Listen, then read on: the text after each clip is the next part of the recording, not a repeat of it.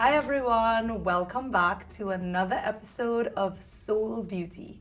I'm your host, Aruna Maharaj, and today our guest is Verena Boodoosingh. She is the Public Relations Director for Cocoa Republic, and most of you all would know Cocoa Republic as a local brand of chocolate, which I love. They also have like all the different percentage of dark and stuff like that, which I love. I'm a chocolate lover. I am a chocolate lover. She's also a mom and a family person. And recently she's added something to that list. She's also an author. And the most recent project is the book The Circle Armor, which is right here. And this is my personal copy, which she signed.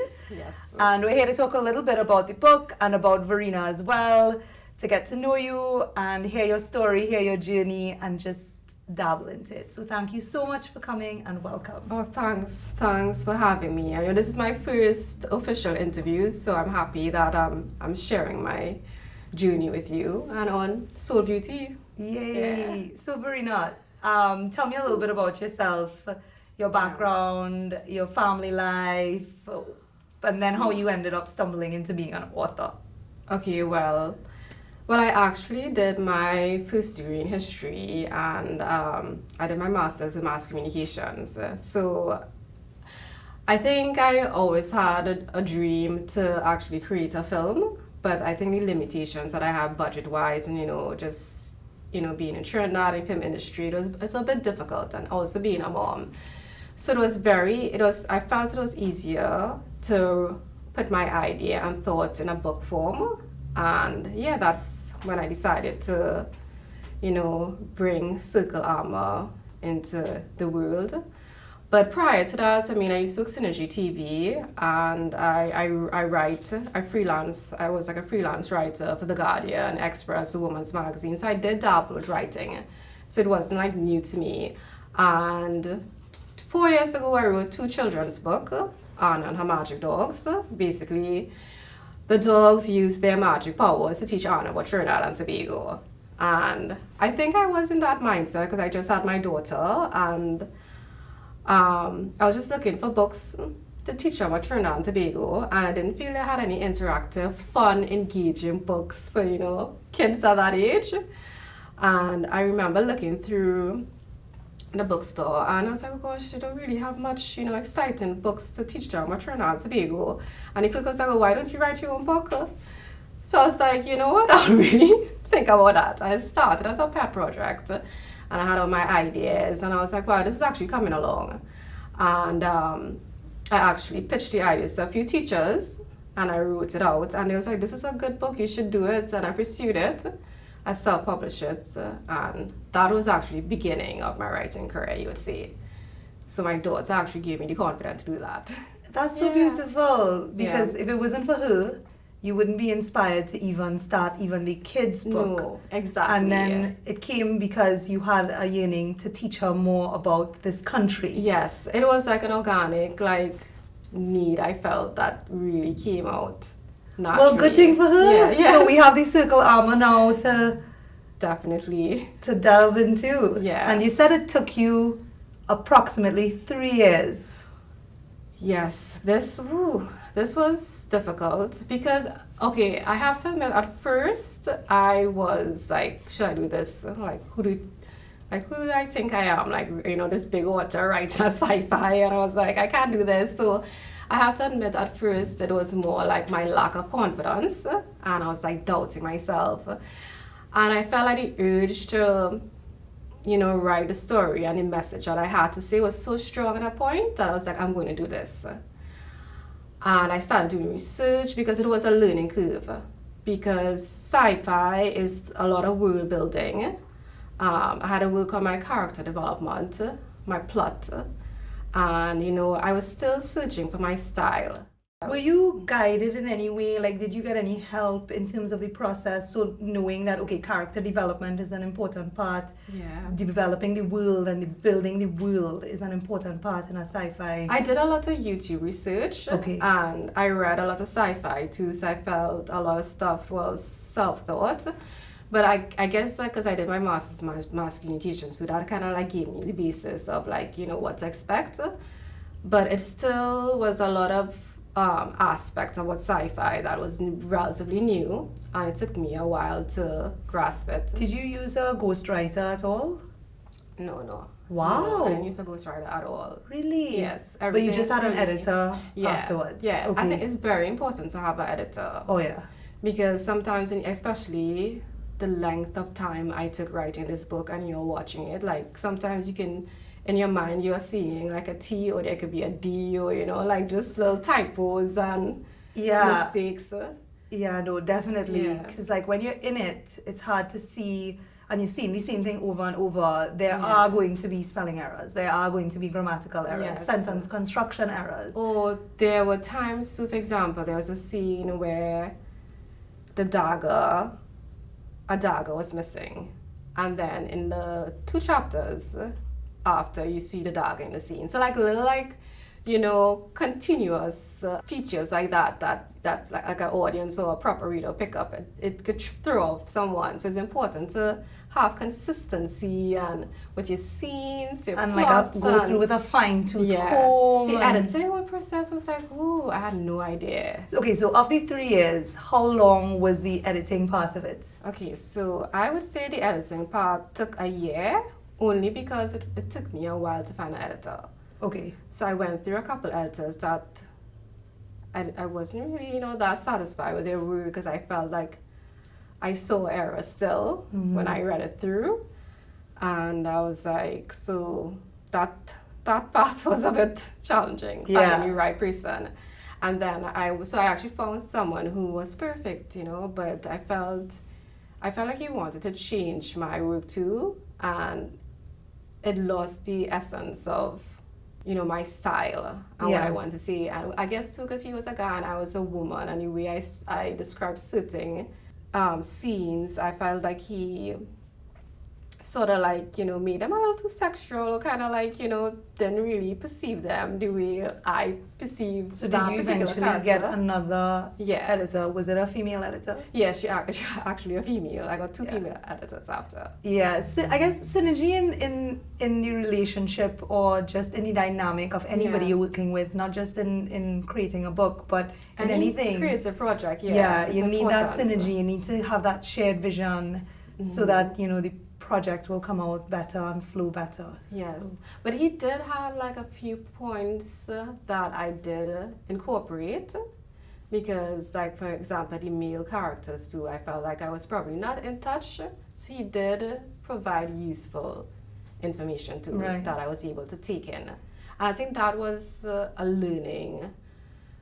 That was something I learned too during that project, to know like what information to use and what information to like leave out. So, because it's you know, it's really difficult to learn to trust yourself, but then there's a time when you realize, okay, I need to consider other people's advice, because it's not just a book for me too, it's a book like for everyone to read. True. And that took me a while to understand as Yeah. well. So it was a learning experience in so many ways. Yeah, I always think about that when I'm producing something, anything. Yeah. You have this vision, and it's important that you execute that vision, and nobody can really alter it. But at the same time, having other people's opinions can help you and guide you. Yeah. Because as much as you see things your way, you're putting something out for somebody else to enjoy. Exactly. So if you put something out there that's only in this box, and somebody gives you feedback and say this could help somebody else enjoy it better, you have to be open to that as well. So Exactly. it's to consider the audience, the reader, as well as yourself and your vision and your creative, you know, output. And you know, sometimes when you're very new to the industry, or for example, it's the first time I'm writing a sci-fi novel, I mean, you have all these doubts and, you know, your lack of confidence, and then you have this message to share. So it's really hard to find that right, you know, mental space to know this is what, you know, there's a saying, consider the advice of others, but at the end of the day, listen to your heart. And I felt like that's what I had to do with this book. So yeah, it was... I mean, honestly, so looking much. at you, right? Yeah. I mean, you're successful in your career, you're successful in your family life. Yeah. You're a socialite as well, for those that don't know. Verena is out and about. I like to lime, yeah. She's a bit of a limer, just like me. Yeah. And you know, I feed off of people's energy. Yeah. And you know, I have to say that was one of the hard parts for the pandemic. Like I missed meeting people because I was really paranoid because I had a daughter. So I was like so extreme. Like I really stayed away from people. But it was, I think, you know, I think I like listening to people's story.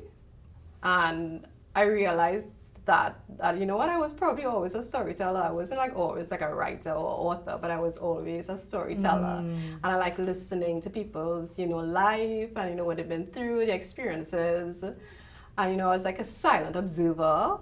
And I only realized that when I started this book. I was like, yeah, you know what? So that's what fascinates me, right? Yeah. That you look at you and you just see this beautiful Korean family woman doing her thing, and then out comes not just a novel, a sci-fi novel. Yeah. And to me, like, my brain can't even begin to fathom how do you create an entire new world, an entire new realm, and all these descriptive words and adjectives, and like to create a story and to create a vision. And that is, honestly, I'm impressed. I think it's pretty cool. So I grew up watching Star Trek and Star Wars. My dad was a sci-fi fan, and I think looking back now, maybe subconsciously, he did play a significant part in, like, you know, molding my brain to think in that way, not knowingly.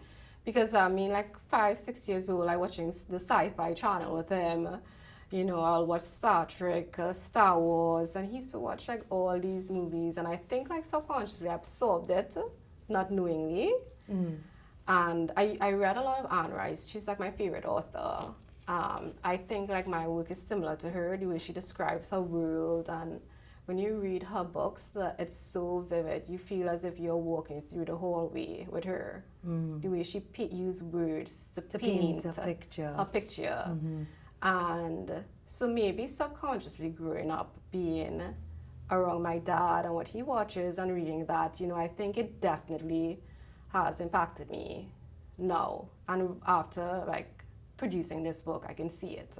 Like, let's say your daughter, for instance, if she came to you and she said, Mommy, I'm thinking about everything that I've been taught, and I kind of want to believe in something else. I don't want to believe what I've been taught. What would you say to her? Would you encourage her to? Yes, we do. Yeah. You know, my husband and I, we actually foster that kind of mindset. And she questions everything, you know. And I actually encourage her to ask questions. And there were some questions like I don't even know how to answer. So I'd be like, I have to Google that. But so I do like foster that with her and my husband as well. So she asks a lot of questions, and I was like, you know what, sometimes you don't have to listen to one person's perspective. It's important to do your own research and get your own data and analyze it yourself. And there will be a point in your life where you will have to do your own research and decide on yourself, like, you know, should I take this path or that path? But, you know, it's important to not just digest information, but to, you know, firstly look at who is presenting the information, why are they presenting, and who is the information benefiting. So I try to, like, you know, lead her in that direction because I want her to be a strong woman. I want to be an independent thinker, which is important, because I felt I'm now learning to be an independent thinker. Like I felt I'm reshifting my mind to think about these things, you know, because I was such like a teacher's pet, like listening to my dolls, like not disobeying any rules. And Same. Yeah. That's actually one of the things that I felt like I've grown up in, where the way that I've been sheltered and just kind of everything was kind of planned for me. Exactly. In some way, where it was school and then high school, primary school, high school. You go to tertiary education, then you come out of that, and then you get a job, and then you know this whole timeline planned out for us. Exactly, and it is like where life is just like working hard, and like I mean it's important to work hard and achieve your goals at the end of the day, because you know if you don't put in the effort, you would not. I mean, if I didn't put in the hours and the time and research, I would not have 3 completed the years! circle armor. 3 years is a long time. This Yeah. is something to be so, not just Yeah. proud of, I think this is something to be boastful of. Okay. You know what I mean? Because it's a huge accomplishment. Yeah, and there It's were a so huge- many like obstacles that really prevented me from reaching my final, goal, the finish line. Just like life, happens, And then a pandemic. Yeah, and then a pandemic. And that really affected me mentally. And I'm sure a lot of parents with kids would know, like, that whole shift to the homeschooling system, because my daughter was 5 when the pandemic started. And you need to sit with her, always homeschooling, and the teachers Oh, no, you have online. to, You have yeah. to sit with her, you have to go through the homework. So it may seem like you're home, you have more time, but it felt like more exhausting, because I had to like still cook. You couldn't remember the first pandemic, we couldn't really go out, buy food or anything, and then like getting adjusted to the whole online was exhausting. And then I had to find time to finish this book, so it was... Okay, so this book is done and completed, available on Amazon. Yes. Anywhere else it's available? So I am planning a local launch. I was just Right. waiting For everything to settle. Yeah, I Right. was monitoring the cases, and I was like, now that everything seems... Are you going to do your launch just virtually, or you're going to do a physical? I think I'll do a physical launch now. Okay, Invite a few an actual people. event. Yes. Media? Yes, media. Okay. So, Okay. Soul Beauty and Aruna is definitely Soul invited. Beauty and Aruna Yes. is on the VIP Beauty, list. Yeah. First on the list. Woo woo! Yeah, so Yeah. I'm excited for that. And I'll have it available in your local bookstores. Araki has been supporting me with Right. my children's book, so I'll have it at Araki. So, sure. who would you say is your target audience for this book? Is it just adults, or would kids be of a certain age? Yeah, well, it's mostly young adults, 18 years and over, because Okay. there are some, PG-13 kind of rated R scenes. So, Rated yeah. R. Wait, I am at like chapter 7. Is it like after chapter 7? Like Okay, what well then it's okay. Like you say like PG-13, because Okay. some people will be like, oh God, this kissing is too much, Caribbean people. And You know what? It is what it is. Yeah. You know, it is what it it was is. real, it's authentic. It's like what humans. Exactly. I'm describing real life Yeah. situations. So I think I didn't want to, when like, we're hold back. working on something, yeah. I think we really do overthink sometimes, Yes. and we overanalyze and a little overcritical of our own work, our own Yeah. projects, and because it comes from the past and being traumatized from the past when we were critiqued. Very true. And there's something about parts of the ego that doesn't like to hear constructive or even just bad or negative feedback. Mm-hmm. But one thing I've learned in my journey from a young age, and I've trained myself to do it, is to really be open to Yes. open feedback and constructive criticism and things like that. But at the same time, you can't let that fear of what other people are going to think or their opinions Hold you back. from Yes. putting in a PG-13 scene in your Yes, book. yes, Like, if it has to happen, it has to. It's part of it. My So, granny might say it's a rated R, but yeah, you're right. It is a PG-13. yeah, So, maybe PG-15 or something. Yeah.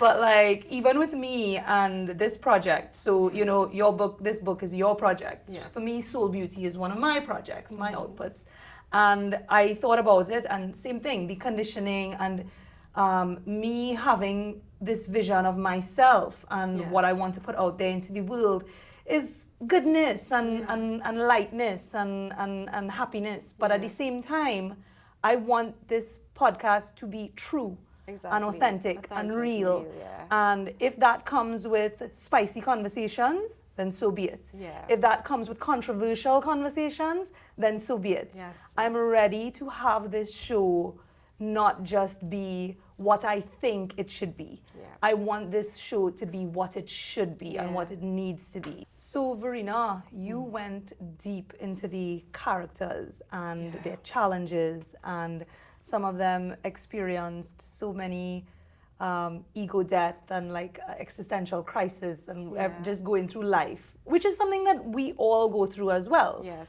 So what was your thought process and just the whole approach to having the characters go through this and then having to share their journey? So I wrote this book through 3 POVs, Proteus, Okunios, and Adrika. And I wanted to do that because I felt, sometimes it's never I related most to Adrika, by the way. Adrika. Yeah. Yes, I feel so too. I think that's why it was difficult for me to write her. Yeah. But like when someone tells you a story, there are so many sides of a story.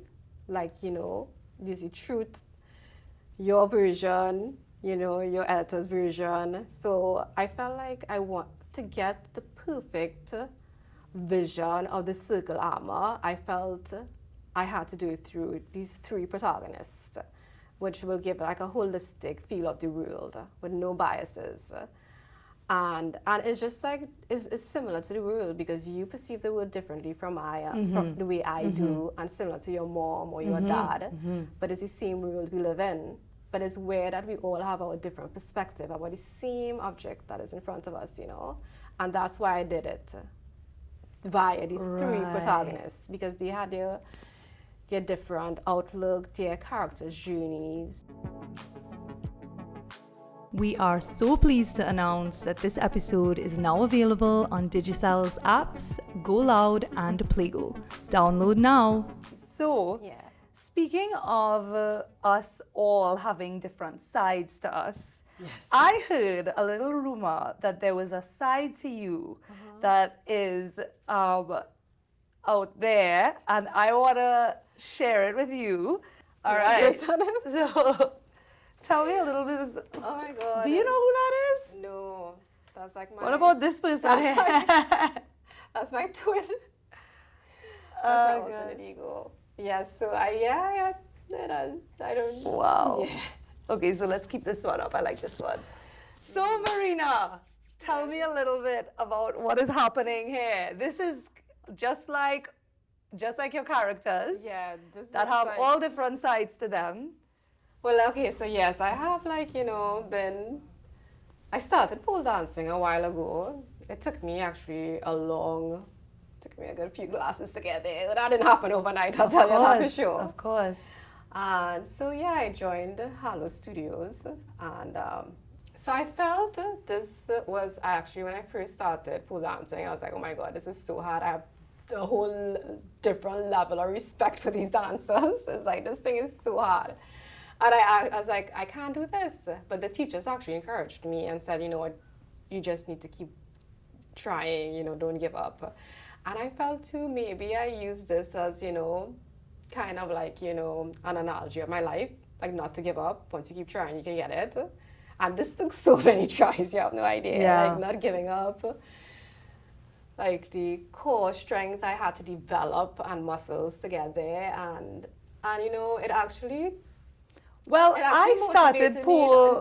I started Yeah. pool when I stumbled across it as well, and I did it more again for the strength aspect, but also to challenge myself to see, if I could do it. Yeah, it was and challenging. let me tell you, my first class, my ego just went.